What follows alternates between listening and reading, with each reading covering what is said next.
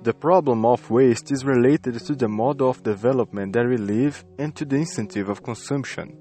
Because the more we acquire, more waste we produce, and everything we consume produces impacts. About 40 years ago, a lot of garbage generated was much less than today. But due to the population increase and the advanced stage of globalization and the advancement of technologies have allowed the dispersion of goods at world level.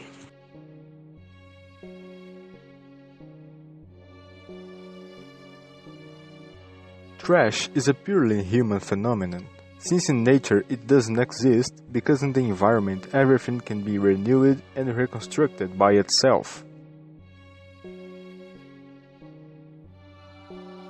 Before the first industrial revolution, city-produced garbage was composed primarily of organic elements. In addition, the number of inhabitants was smaller, as were the urban centers, just as the villagers only buried the waste in the yard. Sanitarily, this action is positive, as it corresponds to a preventive measure against the dispersion of disease and avoids the presence of host animals such as rats, cockroaches, flies, among others. After the period of the first industrial revolution, a great increase of industrial production and population was a process that had a huge growth after the World War II, which increased the amount of garbage and diversification in its composition. Garbage is most evident in underdeveloped countries where there is often no garbage collection system, a feature that demonstrates a fragility of welfare policies. Garbage is not a problem of environmental character, but also of health and quality of life, as a form of collection as one of the main public services. In cities that dispose of garbage, it is moved to a specific place called dump, where large volumes of waste are concentrated in open air. But there are also landfills that are places to store the garbage. In this case, waste is buried and compacted. These places have a degraded landscape and is a point of concentration of disease and bad smell. It's not recommended the human contact in this kind of environment because of the insalubrity. Now, you must be asking yourself, what's the solution for this problem? Well, in some places in the world, they have already been able to find a key. Recycling, for example, was a way found to decrease the amount of garbage produced in our modern society. However, not everything is recyclable, and much is still being dumped in landfills, except for one country, Sweden. In an incredible projection, Sweden, only 1% of the waste goes to landfills. The remainder is recycled, and what cannot be recycled is incinerated to produce electricity and heating for homes.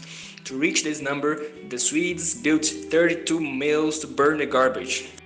Burning generates steam that accelerates electricity generation turbines in a network that integrates the entire country. Each year, the mills use 2 million tons of waste to produce energy. To have an idea, the energy produced with 3 tons of garbage is the same when using a ton of petroleum. As the result, they become less vulnerable to the use of petroleum and still get money from the garbage of other neighboring countries. But then, another question arises. What about the environmental impacts of burning this garbage?